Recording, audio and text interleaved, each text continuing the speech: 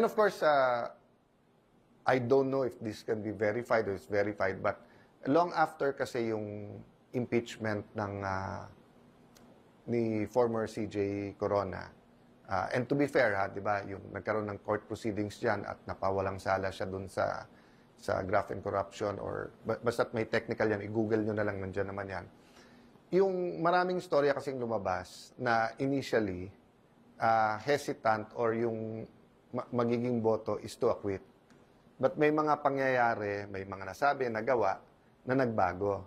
So yun ngayon ang pinanghuhugutan nung iba na mag-trial ka lang kasi pag lumabas dyan, di ba? Or ibalik mo kasi wala naman ako dun sa, I was in Congress pero wala naman ako dun sa impeachment court kasi my dad was a senator judge yung kay President Erap. Di ba ganun din? Di ba yung second envelope, parang sure na sila, panalo sila sa botohan pero nag-people power naman yung tao. So, may ganun ngayon, Kuya Boy. So, that's an example of the heightened political emotions, etc. No? But, compared before, not only with social media, but lawyers have learned how to use di ba, may Quadcom ka, may Tricom, may...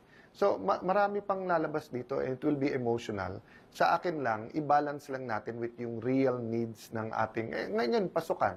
Ilan sa mga kababayan natin nahihirapan sa pag-aaral ng mga anak? Ilan